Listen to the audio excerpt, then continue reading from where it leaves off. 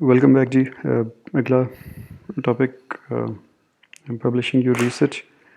जब आप अपना मुकम्मल काम कर लेते हैं तो फिर वक्त आता है कि आपने उसको किसी कॉन्फ्रेंस में, किसी जर्नल में, किसी किताब में, किसी एडिटेड किताब में कहीं ना कहीं पब्लिश करना होता है। तो एक तो आपने ये समझना है कि कॉन्फ्रेंस क्या होती है, जर्नल क्या होता है। कॉन्फ्रेंस जो है वो, उसका आइडिया ये होता है कि उसमें कह लें कि रिलेटिवली रॉ नॉलेज आप जाके अपने पीयर्स के साथ शेयर करते हैं। वहाँ पे वो अपनी नॉलेज लेके आए होते हैं, तो वो आपको अपनी फ़ीडबैक देते हैं, आप उनको फ़ीडबैक देते हैं, वो आपसे आइडियाज़ लेते हैं, आप उनसे लेते हैं, तो आपकी नॉलेज जो है वो किसी फाइनल शक्ल में पहुँचती है। तो इससे ये भी आप समझ लें कि कॉन्फ्रेंस जो है वो सोर्स होता है लेटेस्ट नॉलेज का। यानी अभी जो चीज़ अभी पब्लिश ही नहीं होती, जो बडिंग स्टेज से निकल के तो एक मैच्योरिटी पे आई होती है, लेकिन ऑथर चाहता है कि उसको फीडबैक मिले, उसको लोगों के आइडियाज़ मिले, आइडियाज़ शेयर हों, वो कॉन्फ्रेंस में लेके जाता है। और अब कुछ कॉन्फ्रेंसेस जो हैं वो बड़ा कम है, लेकिन कुछ कॉन्फ्रेंसेस भी अपनी प्रोसीडिंग्स को इस तरह पब्लिश करती हैं कि वो पेपर की शक्ल में ही फिर रहते हैं काफ़ी अर्सा। लेकिन जनरली कॉन्फ्रेंस का मकसद ये होता है, और जर्नल का मकसद ये होता है कि वो एक सिक्का बंद किस्म की आपका काम जो है वो कम्युनिटी तक पहुंच जाता है, और आप फिर उसको लोग फर्दर रेफरेंस के लिए यूज़ करते हैं। तो अभी जो मैं आपको गाइडलाइंस बता रहा हूँ, ये आप अपनी इस स्लाइड के राइट साइड के टॉप से थोड़ा नीचे देख रहे हो कि जो दरख्त बना हुआ है, नीचे उसके स्कॉलर खड़ा हुआ है, ये एल्सेवियर की लोगो है। और ये जो गाइडलाइंस हैं, ये इसमें मैंने काफ़ी चीज़ें ऐड भी की हैं, लेकिन बहरहाल ये इसका कह लें कि एक बड़ा सोर्स एल्सेवियर की जो गाइडलाइंस हैं वही है। उन्होंने इसमें बेसिकली 7 स्टेप दिए हैं। मैं इन यहाँ पढ़ने के बजाय एक एक स्टेप से आपको गो थ्रू कराता हूँ, और जल्दी इसको रैप अप करते हैं। शुरू करने से पहले एक बात आपको बताना चाहूँगा कि आप में से जो स्टूडेंट्स जिन्होंने काम किया है और वो चाहते हैं कि उनका काम पब्लिश हो, तो मैं उनको ज़रूर इनकरेज करूँगा वो पेपर की शेप में लेके आएँ अपने काम को। आई कैन अंडरस्टैंड कि हमने ये जो काम किया है, इतना हमारे पास टाइम भी नहीं था, और आधा कोर्स तो हमने सीखने में लगा दिया या उससे भी ज़्यादा, और फिर उसके बाद काम करना शुरू किया, तो नहीं भी कर सकेंगे बहुत सारे लोग। तो जो कर सकते हैं वो मैं उनको इनकरेज करूँगा वो ज़रूर करें। मुझे अगर किसी तरह मैं हेल्प कर सकता हूँ तो मुझे बताएं, मैं जो मुझसे हो सका करूँगा, और मैं इसको इंसेंटिवाइज़ भी करूँगा इंशाल्लाह। जो जो किसी न किसी जर्नल तक अपना मामला पहुँचा देंगे, एक्सेप्ट होना बात की बात है, उसमें बहुत टाइम लगता है, तो अगर आप पहुँचा भी देंगे तो आपको ए ग्रेड इंशाल्लाह मिलेगा ज़रूर, बाकी गुनाह माफ़ हो जाएंगे आपके। इसी तरह अगर आप जर्नल तक नहीं पहुंचा पाते, लेकिन पेपर अच्छी शेप में आ जाता है, यानी जर्नल आपको कहता है कि नहीं अभी नहीं, मज़ीद काम करो, तब भी आपको बी प्लस तो कम से कम ज़रूर मिलेगा। ग्रेड सारे अच्छे होते हैं, किसी को किसी ग्रेड को बुरा नहीं समझना चाहिए। तो लेकिन अगर आप इस तरह अपने पेपर को किसी शक्ल में ले आएंगे तो यकीनन आपके अच्छे ग्रेड्स इंश्योर हो जाएंगे। दूसरा ये कि वो ग्रेड्स में आपने ये जहन में रखना है कि मुझे कोई आपके ग्रेड से ग्रज नहीं है। आप इंशाल्लाह सारी क्लास ए लेगी तो भी मुझे बहुत खुशी होगी, और मुझे कोई डिपार्टमेंट का प्रेशर नहीं होता कि मैं आपको 55 के 55 लोगों को एक क्यों ना दूँ, ज़रूर दूँगा अगर ज़रूर सबका होगा। और इसकी कोरेलरी भी है, वो ये है कि किसी का नहीं होगा तो किसी को नहीं मिलेगा। ठीक है, तो आप लोगों ने मेहनत करनी है इंशाल्लाह, और काफ़ी अच्छे मेरे सब्जेक्ट में नॉर्मली 15-20% लोगों का तो ए आ ही जाता है। तो मैं आप लोगों की क्लास इंटेलिजेंट क्लास में उम्मीद करता हूँ कि आप लोगों के मज़ीद ज़्यादा लोगों के अच्छे ग्रेड्स आएंगे। अच्छा जी, पहला पहला स्टेप है टेक योर टाइम। फ़ौरन भागने की ज़रूरत नहीं है कि मैंने ज़रूर इसी वक्त आज ही पब्लिश करना है। अच्छी तरह रिव्यू करें, जो भी उसमें शॉर्टकमिंग्स हैं उनको बार बार दोस्तों को दिखाएं, प्रोफेसर्स को दिखाएं, उसको ठीक करने की कोशिश करें, कमेंट्स लें। लेकिन कमेंट्स लेते हुए एक बात आपने याद रखनी है कि कमेंट स्पेसिफिक सेक्शंस पे लिया करें हमेशा। यानी आप किसी को भेजते हैं ना अपना 8-10 सफ़े का पेपर, तो उसको ये मत कहा करें मेरा पेपर रिव्यू करके दो, इतना टाइम किसी के पास नहीं होता है। उसको बताएं कि सफ़ा नंबर 6 के ये 2 पैराग्राफ जो है ना, मुझे इसके बारे में, चूँकि तुम्हारी एक्सपर्टीज़ है, मुझे सिर्फ इसके बारे में कमेंट्स चाहिए। तो उससे आपको बहुत फ़ायदा होगा। ये आप 8-10 लोगों को जब भेजेंगे स्पेसिफिक कंटेंट्स, तो आपके एक तो सारे के सारे पेपर पे कमेंट्स आ जाएंगे, और दूसरा उस जो आपका दोस्त है जिसको आपने भेजा, उसकी चूँकि एक्सपर्टीज़ उस एरिया में, तो बेहतरीन कमेंट्स आ जाएंगे। तो कमेंट्स हमेशा लिया करें, जल्दी ना करें, और कमेंट्स पूरे पेपर पे ना लिया करें, कमेंट स्पेसिफिक 1-2 पैराज, एक आध सेक्शन उस पर लिया करें। दूसरा step, select the right journal. अब जर्नल्स बहुत सारे हैं, लाखों से भी ज़्यादा, मतलब टेंस ऑफ मिलियंस में है जर्नल्स। तो सही जर्नल सेलेक्ट करना जो है वो बड़ा ज़रूरी होता है। हर जर्नल का जो है अपना एक स्कोप होता है, वो एक ख़ास किस्म के पेपर एक्सेप्ट करते हैं, उनका एक ख़ास कह लें कि स्ट्रिक्टनेस का लेवल होता है, एडिटोरियल लेवल पे भी और रिव्यू लेवल पे भी। एडिटोरियल का मतलब कि जब आप अपना पेपर भेजते हैं, पहले तो एडिटर्स के पास, एडिटोरियल टीम के पास जाता है वो आपकी पेपर की बहुत डिटेल में नहीं जाते हैं। वो 3-4 चीज़ें देखते हैं जो मैं आपको अभी थोड़ी देर में बताऊंगा। बेसिकली वो देखते हैं कि आपने उनकी गाइडलाइंस को कंफर्म किया है कि नहीं। फिर वो देखते हैं कि आपका पेपर जो है वो उनके जर्नल के स्कोप से मैच करता है कि नहीं। और एक इनिशियल क्वालिटी का कह लें कि स्किम थ्रू करते हैं, एक टॉपिकल व्यू लेते हैं। ये 3 चीज़ें देख के या वो आपका पेपर रिव्यूअर्स को भेज देते हैं या नहीं भेजते, और एडिटोरियल लेवल पे ही ना कर देते हैं। तो देखना आपने ये कि सबसे इम्पोर्टेंट, सबसे अप्रोप्रिएट जर्नल कौन सा है आपके पब्लिकेशन के लिए। अब ये कैसे पता चलेगा आपको? आपको मुख्तलिफ़ डेटाबेसेस हैं, जैसे एल्सवियर का और एमराल्ड का, और ढेर लगा हुआ है, बहुत सारी सर्विसेज हैं। ये बेसिकली पब्लिशर्स हैं सारे के सारे, जो मुख्तलिफ़ जर्नल्स को पब्लिश करते हैं। तो जब आप इनकी वेबसाइट पे जाते हैं, वहाँ पे सर्च की ऑप्शन होती है, और वहाँ पे आप जब कीवर्ड्स डालते हैं तो मुख्तलिफ़ जर्नल्स आपके सामने आते हैं। जब किसी जर्नल को आप क्लिक करते हैं तो आप देख सकते हैं कि इसका स्कोप क्या है। उसके टाइटल से ही आपको पहली चीज़ें पता चलेंगी, फिर उसके स्कोप से चीज़ें पता चलेंगी। फिर बहुत से जर्नल्स और कॉन्फ्रेंसेस का आपस में एग्रीमेंट्स होते हैं कि हम इस कॉन्फ्रेंस के बेस्ट पेपर शाया करेंगे। तो वो एक और तरीका होता है जर्नल्स में पब्लिश करने का, कि आप पहले कॉन्फ्रेंस में जाएँ, वहाँ पे मनवाएँ अपने पेपर की क्वालिटी, और वहाँ से जर्नल पे चले जाएँ। आप अगर बिल्कुल ही अनइनिशिएटेड हैं तो पूछें दोस्तों से, प्रोफेसर से, वो आपको बताएंगे। और एक चीज़ इम्पॉर्टेंट कि एक पेपर को बहुत सारे जर्नल्स में ना सबमिट करें। ये ऑब्वियसली इसकी एथिकल साइड भी है, लेकिन दूसरी चीज़ ये है कि आजकल ज़्यादातर जर्नल्स की सबमिशन के जो सिस्टम्स हैं वो यूनिफाइड हैं। यानी आप एक को सबमिट करेंगे और दूसरे को करेंगे तो उसको फ़ौरन पता चल जाता है, और वो आपका पेपर रिजेक्ट कर देते हैं, क्योंकि ये अलाउड नहीं है कि एक पेपर को 2 जगह सबमिट किया जाए, कॉपीराइट्स के इश्यूज़ की वजह से। फिर आपने देखना होता है इम्पैक्ट फैक्टर क्या चीज़ है। इम्पैक्ट का मतलब होता है कि आपने जो रिसर्च की उसका साइंटिफिक कम्युनिटी पे कितना उनको फ़ायदा हुआ। तो अब ये बड़ा कंट्रोवर्शियल टॉपिक है जो मैं डिस्कस कर रहा हूँ, क्योंकि बहुत सारे प्रोफेसर्स हैं जो समझते हैं कि अब इम्पैक्ट बेकार चीज़ है। स्पेशली जो थॉमसन रॉयटर्स ISI का इम्पैक्ट फैक्टर है, वो लोग समझते हैं कि वो उन्होंने एक कह लें हेजेमनी बनाई हुई है, और एक ऐसा सिस्टम बनाया कि फॉर एग्ज़ाम्पल, ये मैं एग्जैक्ट बात नहीं कर रहा, उनका स्ट्रक्चर बता रहा हूँ आपको, कि वो कहते हैं कि हम मैनेजमेंट में 10 जर्नल्स एडमिट करेंगे। अब जब उनके पास 10 जर्नल्स पूरे हो जाते हैं तो वो 11वां जर्नल नहीं लेते जब तक उनका रिव्यू टाइम नहीं आता। तो आप बेशक दुनिया के सबसे अच्छा जर्नल बना लें, वो आपको इन नहीं होने देंगे, वो जर्नल ही नहीं आएगा उनकी लिस्ट में।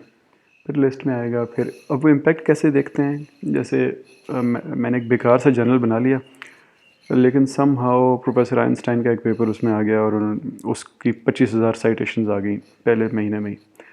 तो अब वो एक पेपर जो है उसकी वजह से इम्पैक्ट बढ़ जाएगा, और उसमें बिल्कुल बेकार बंदा भी अगर कोई चीज़ छाप देगा तो उसको भी वही इम्पैक्ट मिलेगा, क्योंकि प्रोफेसर आइंस्टाइन का पेपर था, उसको बहुत मिल गया। तो कह लें कि वो जो इम्पैक्ट आपको नज़र आता है वो उस जर्नल का इम्पैक्ट नहीं होता, बल्कि वो उस जर्नल के अंदर पर्टिकुलर पेपर्स से कैलकुलेट होता है। हो सकता है कि उसके अंदर बिल्कुल ज़ीरो इम्पैक्ट वाले भी पेपर हों और बहुत हाई वाले हों, और आपको एक एवरेज करके फिर चीज़ नज़र आती है। खैर एनीवे, चाहे ये कंट्रोवर्शियल है या नहीं, फ़िलहाल तक हमारे एच ई सी के रूल्स के मुताबिक इसकी इम्पोर्टेंस है। तो अगर आपको इम्पैक्ट फैक्टर चैनल मिलता है तो बहुत अच्छी बात है, वो आपकी क्रेडेंशियल्स बढ़ाएगा।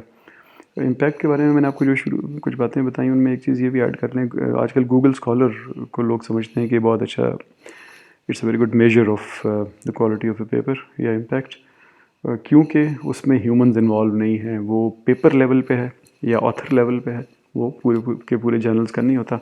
और दूसरा, उसको गूगल के बॉट्स सर्च करते हैं, ख़ुद ही देखते हैं किसने साइट किया, ख़ुद ही देखते हैं किसका पेपर था, कैसे साइटेशंस बढ़ रही हैं और रिपोर्ट करते रहते हैं। तो उसके अंदर मॉडरेशन नहीं है बेसिकली। तो एक बिल्कुल जो रॉ नेचुरल आपके पेपर का इम्पैक्ट है वो आपको मिलता है। और आखिरी चीज़, जर्नल सेलेक्ट करते हुए ये देखनी है कि कुछ ओपन एक्सेस जर्नल्स होते हैं। ओपन एक्सेस का मतलब कि उनके पेपर डाउनलोड करते हुए आपको पैसे नहीं देने पड़ते। तो वो वहाँ पे फिर एक अगेन, ये चूँकि कमर्शलाइज होगी ये चीज़, तो उसके बुरी चीज़ें भी सामने आती हैं। तो फिर ऑथर को पैसे देने पड़ते हैं अपना पेपर वहाँ छपवाने के लिए। अब आप खुद सोचें कि आपको $200, $400, $600 देने पड़े अपना पेपर छपवाने के लिए, तो ठीक है, आपके एंड पे तो आप उसको पब्लिशिंग फ़ी के नाम पे आप कह सकते हैं मैंने दे दिया, लेकिन जो लेने वाला है, अब वो सोचें क्या उसके पास बस यही अट्रैक्शन है कि आपका पेपर क्वालिटी में था, या उन $600 में भी कोई अट्रैक्शन है? तो यकीनन अट्रैक्शन होती है पैसों में भी, और ऐसे जर्नल्स में स्नीक इन कर जाती हैं ऐसी इस तरह के मामलात।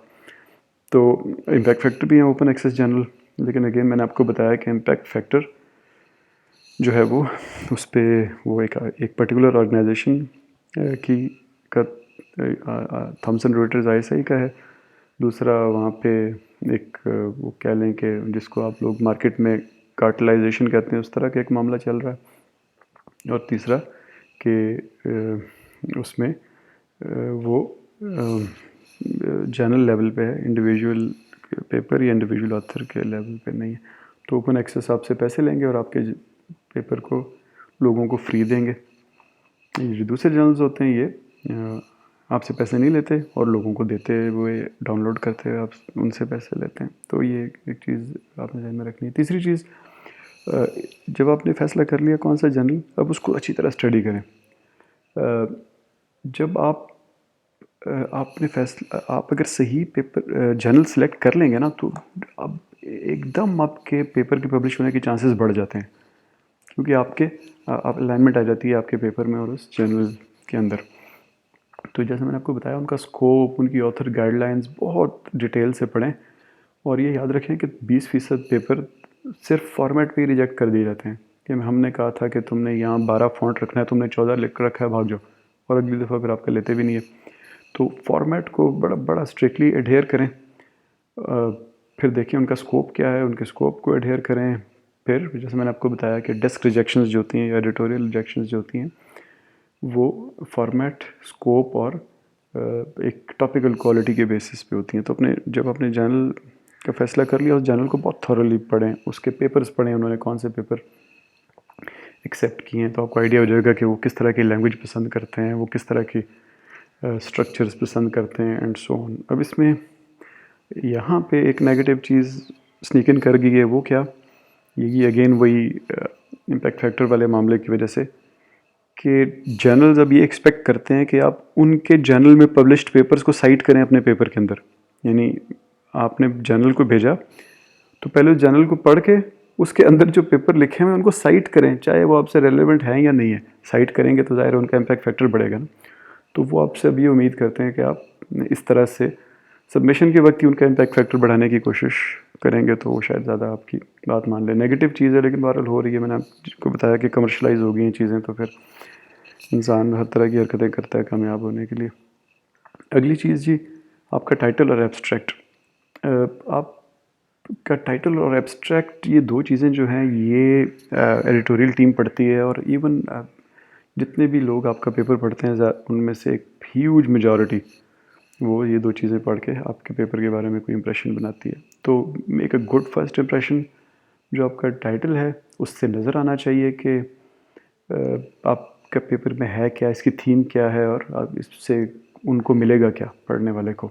और जो एब्स्ट्रैक्ट है उसको भी बहुत ध्यान से लिखें। तो आपके दिमाग में जो चीज़ है ना कि मैंने पहुंचानी है पढ़ने वाले तक, बिल्कुल उस पर फोकस करके अपना एब्स्ट्रैक्ट लिखें, जिस तरह जिसको मैनेजमेंट की ज़ुबान में जिसको एलिवेटर पिच कहते हैं, या कहते हैं कि आपने 1 मिनट के अंदर अंदर अपनी बात बतानी है। वो उस तरह का मामला है यहाँ पे कि आपने बताना है कि ये मसला है क्या, आपका स्कोप क्या है, आप इसको एड्रेस कैसे करेंगे, फिर इसकी थ्योरेटिकल लिंक्स क्या हैं, फिर आपकी मेथडोलॉजी, डेटा क्या था, और आपकी फाइंडिंग्स और लिमिटेशंस।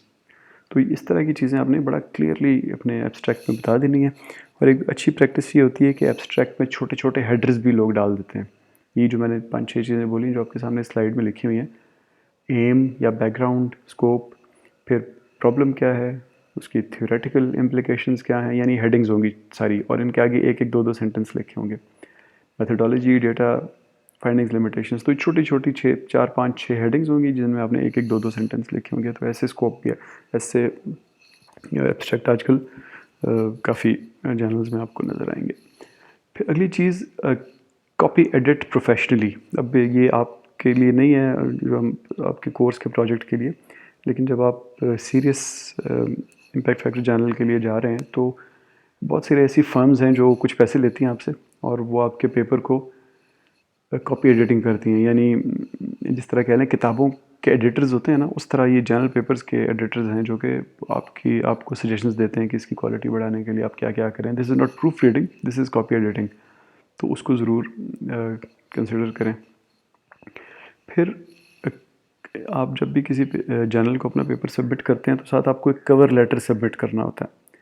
कवर लेटर में बेसिकली आप बताते हैं एडिटोरियल टीम को और रिव्यूअर्स को कि ये जो आपका पेपर है इसमें है क्या। अब ये कवर लेटर जो है, ये this is not the abstract, ये बेसिकली आपने ये समझ लें कि आउटसाइड योर पेपर आपने रिव्यूअर को कन्विंस करना होता है कि आप you are a thoughtful person, और आपने बहुत आप वैसे ही जब भी बात करते हैं लॉजिकली आर्ग्यू करते हैं, और आधे सफ़े में आपने उसको बड़ा लॉजिकली बता दिया कि ये पेपर है क्या और आप उसको इसको किस नज़र से देखना चाहिए। तो कवर लेटर के अंदर बड़ी बड़ी चीज़ें होनी चाहिए। क्या आपकी पेपर का थीम, नॉवल्टी को आर्ग्यू करना है आपने, यानी इसके अंदर वो चीज़ें नहीं लिखनी जो मैंने पीछे आपको बताई थी ना एब्स्ट्रैक्ट वाली, वो चीज़ें नहीं लिखनी। पहले थीम बतानी है, फिर नॉवल्टी को आर्ग्यू करना है कि ये काम पहले नहीं हुआ हुआ है, एटलीस्ट जिस कॉन्टेक्स्ट में मैं कह रहा हूँ नहीं हुआ हुआ है। फिर तीसरी चीज़, रेलेवेंस ड्रॉ करें अपने पेपर और उस जर्नल के दरमियान कि ये क्यों अप्रोप्रिएट है मेरा पेपर इस जर्नल के लिए। तो ये 3 चीज़ें आप उसमें लिखें, और आधे सफ़े से ज़्यादा जाने की ज़रूरत नहीं है। और आखिर में एक्नॉलेजमेंट्स लिखें ज़रा थॉटफुली, पूरे 2-2 सफ़े नहीं भरने, जस्ट 1-2 लाइनों में उन लोगों को एक्नॉलेज करना है जिन्होंने आपको फीडबैक दी और आपके पेपर को पढ़ा, रिव्यू किया। ये एक बहुत अच्छी प्रैक्टिस समझी जाती है। रिव्यूअर्स जब इसको देखते हैं तो बहुत अप्रिशिएट करते हैं कि ये एक एथिकल साइड पे एक स्ट्रॉन्ग ऑथर है जिसने मुझे चीज़ भेजी है। और फाइनली आपका पेपर जब एक्सेप्ट होता है तो रिव्यूअर्स आपको कुछ कमेंट्स देते हैं, तो आपने बहुत ध्यान से उनको पढ़ना है और एक एक को एड्रेस करना है। ऑब्वियसली आप पे लाजिम नहीं है कि आप उनके कमेंट्स को एड्रेस करें, आप उनसे डिसएग्री भी कर सकते हैं, लेकिन एक एक कमेंट का जवाब ज़रूर देना है आपने।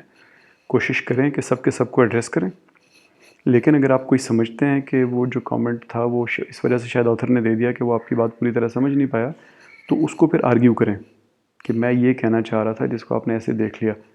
एनीवे ये चीज़ भी अच्छी नहीं है। अगर आप उसको समझ नहीं आया इसका मतलब आप समझा नहीं सके, तो रिफ्रेश शायद आप करना ज़्यादा बेहतर है। तो कोशिश करें सारे के सारे कमेंट्स को ज़रूर एड्रेस करें। कभी कभी इसमें ये चैलेंज आ जाता है कि चूँकि मल्टीपल रिव्यूअर्स होते हैं, 3-3 रिव्यूअर्स होते हैं ज़्यादातर जर्नल्स के, तो वो कॉन्फ्लिक्टिंग रिक्वायरमेंट्स भी दे सकते हैं। यानी एक कहे इस चीज़ को ऐसे कर दो और दूसरा कहे नहीं इसको ऐसे कर दो, तो उसको वहाँ पे बड़ा क्लियरली लिखें कि मुझे रिव्यूअर्स के मल्टीपल कमेंट्स मिले और मैंने पहले रिव्यूअर का कर दिया, या जो भी मुनासिब आप जवाब समझते हैं, लेकिन उस चीज़ को हाईलाइट करें कि मुझे कॉन्फ्लिक्टिंग कमेंट्स मिले थे। तो ये चीज़ें थी जी जर्नल में पब्लिश करने के लिए या पब्लिश करने के लिए आपके पेपर को जो आपने जहन में रखनी है। फाइनली मैं कंक्लूड करने के लिए आपको 1-2 मिनट बस एक डिस्कशन करूँगा इस सब्जेक्ट को। आपने अपने जहन में ये रखना है रिसर्च मेथडोलॉजी के बारे में कि इसका बेसिक मकसद बार बार हम शुरू से एम्फसाइज़ कर रहे हैं, ये है कि ऑडियंस को पता चलना चाहिए कि आपने एक वैलिड और रिलायबल रिसर्च की है, एक अच्छी रिसर्च की है, जिसमें लॉजिकली एक-एक चीज़ को आपने देखा है। अब मैंने आपको एक डब्बों वाली जो डायग्राम है, एक तरीका बताया, हो सकता है इसके और कोई और ऑथर आपको कोई और तरीके बताए, तीसरा कोई और तरीके बताए। स्पेशली जब आप पैराडाइम चेंज करते हैं, यानी आप थ्योरेटिकल में जाते हैं, आप क्वालिटेटिव क्वांटिटेटिव में जाते हैं, तो ये स्टेप्स बिल्कुल चेंज हो जाते हैं। तो आप ये कोई आपके लिए ज़रूरी नहीं है कि आप एक पर्टिकुलर मेथडोलॉजी फॉलो करें जो मैंने बताई आपको या किसी और ने बताई। आइडिया ये है कि अपने दिमाग में पहले क्लैरिटी लानी है टॉपिक है क्या, फिर उसको क्रिस्टलाइज करना है कि उसके कंपोनेंट्स या हाइपोथेसिस या वेरिएबल्स या ऑपरेशनल डेफिनेशंस वो क्या हैं, फिर उन चीज़ों को मेजर करके उनको एनालाइज करके दुनिया के सामने पेश करना है। और जब डेटा कलेक्ट कर रहे हों तो टूल्स इस्तेमाल करते हुए केयरफुल रहना है कि वो वैलिड हों और रिलायबल हों। अब इस आपने ये सारा कोर्स पढ़ा, आपके जहन में यकीनन चीज़ें होंगी, सवाल होंगे आपके जहन में, स्पेशली जब हम उस डिस्कशन में आते हैं वैलिडिटी और रिलायबिलिटी की और टाइप 1 और टाइप 2 एरर की, कि ये 5% एरर क्यों बर्दाश्त करते हैं हम लोग, वो हकीकत जो है उस 5% में कहीं ना छुप जाए। तो ये बहरहाल ये लिमिटेशंस हैं इन चीज़ों की, और इस रिसर्च मेथडोलॉजी में लिमिटेशंस हैं और हमें इनके साथ ही ज़िंदा रहना है। दूसरा, रिसर्च मेथडोलॉजी जो है वो कमर्शलाइज़ हो गई हैं चीज़ें, तो ये रिसर्च मेथडोलॉजी भी कमर्शलाइज़ हो गई है। इसमें भी नए नए तरीके सिर्फ इस वजह से आ रहे हैं कि मैंने किताब लिखनी है, बस मैंने एक नया तरीका बताना है। तो मैंने आपको जो आज के लेक्चर में और एक दो लेक्चर पहले मैंने आपको बताया था, आपका सब्जेक्ट मैटर एक्सपर्टीज़ जो है ना, that should be the king. वो उसको ड्राइव करनी चाहिए चीज़ों को, बजाय के नंबर्स को। अब एक चीज़ और आपने जहन में रखनी है कि ये जो सारा मामला है रिसर्च मेथडोलॉजी का, ये कोई मगरिब की नॉलेज नहीं है, ये फ़रंगियों की नॉलेज नहीं है। एक्चुअली इसकी बेस सारी की सारी इस्लामिक बेस थी। और मैं ख़ुद एक कह लें कि सेकुलर और लिबरल जहन का इंसान रहा हूँ हमेशा, लेकिन मैं जब चीज़ों को पढ़ता हूँ, मुख्तलिफ़ चीज़ों को ना, तो मुझे अगर कोई टॉप क्वालिटी की एग्जांपल नज़र आती है रिसर्च मेथडोलॉजी में, तो वो इल्म हदीस और इल्म फ़िक़्ह में नज़र आती है। कि जिस तरह अहादीस को प्रिज़र्व किया गया है ओवर द ईयर्स और उनकी क्वालिटी इंश्योर की गई है, उससे अच्छी रिसर्च मेथडोलॉजी एग्जांपल मैं ये नहीं कह रहा कि मैंने नहीं देखी, मैं कह रहा हूँ उसके करीब भी कोई नहीं जाता। यानी अगर ये लोग 100 में से इनके 25-30 नंबर हैं, तो उनके 80-90 नंबर हैं। इतनी ज़बरदस्त उन्होंने वैलिडिटी और रिलायबिलिटी इंश्योर की हुई है। मैं आपको एक छोटी सी एग्जांपल बताता हूँ, और लेकिन उस एग्जांपल से पहले मैं आपको अपने आप को ज़रा आपको बता दूँ कि मेरा बिल्कुल कोई रिलीजियस ना बैकग्राउंड है, ना अभी एप्टीट्यूड है। बस एक वो स्कॉलरली, जिस तरह पुराने ज़माने में लोग होता था ना कि बुत बनाते थे, उनकी पूजा करते थे और फिर थोड़े दिनों बाद तोड़ देते थे कि भाई ये बेकार बुत है। तो इसी तरह स्कॉलर भी ऐसे ही करता है, वो अपने दिमाग में चीज़ समझता है, एकदम उससे इम्प्रेस होता है और थोड़े अर्से बाद उसको पता लगता है कि ये बेकार चीज़ है, इसको फेंक दो। तो मैं उस एटीट्यूड के साथ मैं चीज़ें पढ़ता रहता हूँ, मुख्तलिफ रिलीजियस चीज़ें भी पढ़ता रहता हूँ, नॉन रिलीजियस भी। तो मैं जो आपको ये बात बता रहा हूँ इल्म हदीस के बारे में, इस आपसे ये नहीं समझना कि मैं कोई उनकी मार्केटिंग कर रहा हूँ। जस्ट वो एक हाई क्वालिटी की मुझे चीज़ नज़र आई, तो मैंने कहा आपसे शेयर कर लूँ। ये जो आपके सामने स्लाइड है, अब अगेन इस स्लाइड को देखते हुए ना आपने एक चीज़ ज़हन में रखिएगा कि ये कोई बड़ी नॉलेज नहीं है, यानी डिटेल में नॉलेज नहीं है। ये बिल्कुल टॉपिकल सी चीज़ है। आप समझें कि अगर हदीस की एक किताब है 1000 सफ़ों की, तो मैं आपको उसके पहले सफ़े के बारे में बता रहा हूँ। डिटेल इसमें कहीं नहीं है। ना इसके पे आपने बेस करना है अपनी नॉलेज को, और ना ही आपने इस के बारे में परमानेंट इंप्रेशंस बनाने हैं अपने दिमाग में। जस्ट इसको रिसर्च मेथडोलॉजी के एक तरीके के तौर पे समझना है आपने। अब इल्म हदीस में, अब ये सिर्फ मैं आपको इल्म हदीस का बता रहा हूँ, इल्म फ़िक़्ह का इससे भी स्ट्रॉन्ग मेथडोलॉजी है एंड सो ऑन। तो हदीस में बेसिकली ये दो चीज़ें इंश्योर करते हैं, एक इंटरनल वैलिडिटी इंश्योर करते हैं, एक एक्सटर्नल वैलिडिटी इंश्योर करते हैं। इंटरनल वैलिडिटी का मतलब कि उस हदीस के अंदर जो लिखा है, उसके मतन में जो लिखा हुआ है, वो वैलिड है या नहीं।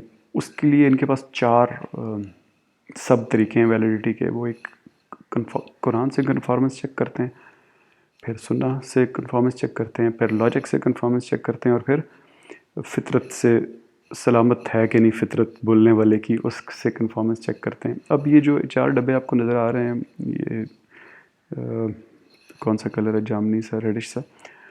अब इनमें से एक एक डब्बे के आगे फिर अपनी स्टोरी शुरू हो जाती है, यानी कन्फॉर्मेंस टू कुरान जो है, इसके बारे में सैकड़ों किताबें हैं और इस तरह के 10 ट्री और बन जाएंगे। तो मैं आपको टॉपिकल सी चीज़ बता रहा हूँ। फिर ये लोग एक्सटर्नल वैलिडिटी इंश्योर करते हैं। एक्सटर्नल का मतलब कि कंटेंट नहीं, ये हदीस इन इटसेल्फ यानी कंटेंट को छोड़ के वैलिड है या नहीं वैलिड। उसमें फिर इल्म और रिजाल है एक पार्ट, यानी नॉलेज अबाउट द ट्रांसमीटर्स, वो लोग जिन्होंने हदीस बताई, वो ख़वातीन व हज़रात। वैसे रिजाल तो मर्द को कहते हैं, लेकिन ये यहाँ पे जो वर्ड रिजाल यूज़ होता है मर्द और औरतों दोनों के लिए यूज़ होता है। आपको पता होगा हदीस तो ख़वातीन ने बहुत ज़्यादा रावी हैं, स्पेशली हज़रत आयशा बहुत ज़्यादा हज़ारों हदीस की रावी हैं। तो इल्म और रिजाल से ये उस इंसान के बारे में देखते हैं कि वो बंदा वैलिड था या नहीं, और फिर इल्म असनाद देखते हैं कि ये चेन ऑफ ट्रांसमिशन जो थी, मैंने उसको बताया, उसने उसको बताया, उसने उसको बताया, कि ये वैलिड है या नहीं है। अब इल्म और रिजाल को आप देखें नीचे, तो उसमें एक तरफ वो हिस्टोरिकल और जियोग्राफिकल वैलिडिटी इंश्योर करते हैं। हिस्टोरिकल का मतलब कि टाइम टेम्पोरल वैलिडिटी, यानी मैंने लिखा कि मैं गया इमाम मालिक के पास और उनसे मैंने सुना, तो देखते हैं कि ये उस इमाम मालिक के पास ये उस वक्त था भी कि नहीं जब इमाम मालिक थे। और फिर जियोग्राफिकल वैलिडिटी इंश्योर करते हैं कि अच्छा तुमने कब गए थे, तो मैं कहूँगा जी मैं 1820 में गया था, तो वो कहेंगे, वो फिर मेरा ट्रैवल का रिकॉर्ड चेक करते हैं कि 1820 में मैं बाकी निकला भी था कि नहीं इस्लामाबाद से, एंड सो ऑन। तो इस तरह जियोग्राफिकल वैलिडिटी इंश्योर करते हैं। और दूसरी तरफ वो उस शख्स का कैरेक्टर, उसकी थियोरेटिकल एफिलिएशन और उसकी मेंटल कैपेसिटी। अब अगेन मैं आपको बार बार बता रहा हूँ कि ये टॉपिकल चीज़ है। जैसे मेंटल कैपेसिटी को आप देखें ना, तो इस पर इसके अंदर फिर एक वैलिडिटी की पूरी थ्योरी है कि वो किस एज में उस शख्स की, यानी उसकी बाकी किताबें पढ़ी जाती हैं हदीस को छोड़ के, उसके बाकी लाइफ के पैटर्न को देखा जाता है, और देखा जाता है कि किस एज तक ये सलीमुल फितरत था, हर चीज़ को याद रहती थी, ये इसका रट्टा बहुत अच्छा था, एक ये वर्ड्स भी चेंज नहीं करता था, एंड सो ऑन। तो और फिर उसके बेसिस पे फैसला किया जाता है कि इसकी सिर्फ इस उम्र में इसने जो अगर रिवायत की है तो उससे हम मानेंगे, वरना नहीं मानेंगे। और इस सारे के ये जो इल्म रिजाल के नीचे आपको डब्बा बड़ा सा नज़र आ रहा है जिसमें 5 छोटे डब्बे हैं, इसको तबक़ात की नॉलेज यानी बायोग्राफिकल डिक्शनरीज़ बनी हुई हैं कि फॉर एग्ज़ाम्पल तबक़ात तिबरी के, तिबरी में जो अहादीस हैं उनमें जो लोग हैं उनकी बायोग्राफिकल डिक्शनरीज़ पे किताबें पब्लिश हुई हैं, जो जिनके 100 80 जिल्दें हैं, यानी इतनी बड़ी किताब है 80 जिल्दों की, जो है ही इस चीज़ के बारे में कि जो इमाम बुखारी की जो चंद हज़ार हदीसें हैं उनकी किताब में, कि उसके अंदर जो रावी हैं उनकी बायोग्राफिकल डिक्शनरीज़। समझ रहे हैं आप लोग कि हदीस अभी दूर की बात है, हदीस के बारे में बात नहीं हो रही, उस हदीस में जिस बंदे ने कहा था कि हाँ मैंने सुनी है, उसकी पूरी लाइफ लिखी हुई है, ताकि पढ़ने वाला उसकी लाइफ पढ़ के इल्म उस रजल को की वैलिडिटी देख सके कि वो बंदा इस तरह की बात के लिए कहने के लिए वैलिड था या नहीं था। तो ये तबक़ात का नॉलेज फिर रिजाल को गवर्न करता है। इसी तरह असनाद का भी ह्यूज नॉलेज है, ह्यूज नॉलेज। और इनमें से एक एक डब्बा मैंने आपको बताया कि ख़ुद पूरे का पूरा एक एक ख़जाना है, थियोरेटिकल एपिटमी है रिसर्च मेथडोलॉजी की, कि किस तरह इंश्योर किया गया है कि कोई गलती की गुंजाइश ना रहे। और सबसे बड़ी बात कि ये इवॉल्विंग नॉलेज है, यानी जैसे मैंने आपको बताया ना कि एक स्कॉलर की अप्रोच ये होनी चाहिए कि उसमें ह्यूमिलिटी होनी चाहिए। कभी भी वो उसको ये नहीं कहना कि मैं ही सबसे अच्छा हूँ और मैं ही जो बात कर रहा हूँ वो ठीक है। ये इवॉल्व हो रही है नॉलेज। जब इमाम अबू हनीफ़ा कुछ लिखते थे तो साथ उनकी प्रैक्टिस थी स्टैंडर्ड के, लिखते थे कि ये बात, ये मेरा ओपिनियन है, नहीं पसंद आता तो उठा के दीवार पे मारो। इसी तरह जितने भी बड़े स्कॉलर्स थे वो हमेशा ह्यूमिलिटी का इजहार ज़रूर करते थे कि ये मेरी नॉलेज है, ये कहीं कुरान की नॉलेज नहीं है, ना ये रसूलुल्लाह का वर्ड है, ये मेरी नॉलेज है और आप इसको इम्प्रूव करें, इसमें बेहतरी लेके आएँ, कोई चीज़ है तो मुझे बताएं, मैं उसको इम्प्रूव करूँ। और ये ट्रेडिशन जो है स्कॉलरली ट्रेडिशन, ये इवन आज से 70-80 साल पहले तक हमारे एरिया में भी, उस वक्त हिंदुस्तान था, पाकिस्तान है, बहुत स्ट्रॉन्ग थी। रिसाले पब्लिश होते हैं, अभी भी खैर पब्लिश होते हैं, बहुत जो स्कॉलरली लोग सर्कल्स हैं वो इसी तरह करते हैं, रिसाले पब्लिश करते हैं, उन पर क्रिटिक होती है, उन वो वापस जवाब देता है, ये फिर दोबारा क्रिटिक करते हैं, फिर लोग कहीं किसी न किसी जगह पे पहुंचते हैं और पब्लिक ओपिनियन के लिए वो चीज़ जाती है। तो आपको और इसकी बेसिस पे फिर अलहरा व तादील का मामला होता है कि आप या रिजेक्ट करते हैं या एडमिट करते हैं किसी हदीस को। अब ये वैलिडिटी के तरीके हैं। रिलायबिलिटी इनबिल्ट है, लेकिन रिलायबिलिटी का क्वेश्चन यहाँ पे नहीं है, क्योंकि रिलायबिलिटी बेसिकली मैंने आपको बताया इस चीज़ को कहते हैं कि मैं एक काम इधर करूँ और फिर जाके कहीं और करूँ तो वो वैलिड हो। तो वो चूँकि ये तो एक हिस्टोरिकल रिकॉर्ड है, ये दोबारा तो होनी नहीं है, हुज़ूर सल्लम ने आके दोबारा तो किसी को कुछ कहना नहीं है, वो जो उन्होंने कहा था उसी को ही हम पढ़ रहे हैं, तो उसमें रिलायबिलिटी का क्वेश्चन आता नहीं है। तो बताने का मकसद आपको ये था कि ये जो नॉलेज है रिसर्च मेथडोलॉजी की, ये बहुत कोशिश के बावजूद जो वेस्ट ने जो अपना मॉडल बनाया है वो एक्सट्रीमली फ्लॉड है। और हमारे पास ये देखें, ये अब इस नॉलेज को इस तरीके से भी जो चलाने के आपको रिकॉर्ड मिलते हैं ना, तो पहला रिकॉर्ड आज से 1000 साल से ज़्यादा पुराना है। 1020 के आगे पीछे का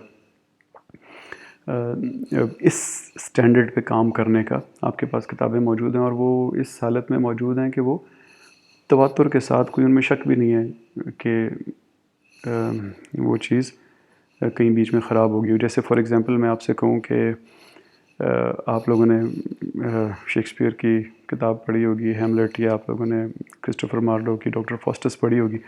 मैं आपसे एक सवाल पूछता हूँ, आपको कैसे पता है कि वो शेक्सपियर नहीं लिखी है, डॉक्टर फॉस्टस जो है वो मार्लो नहीं लिखी है? तो आप जितने मर्ज़ी टकरे मार लें, आप मुझे नहीं सेटिस्फाई कर सकते कि ये उन्होंने नहीं लिखी है।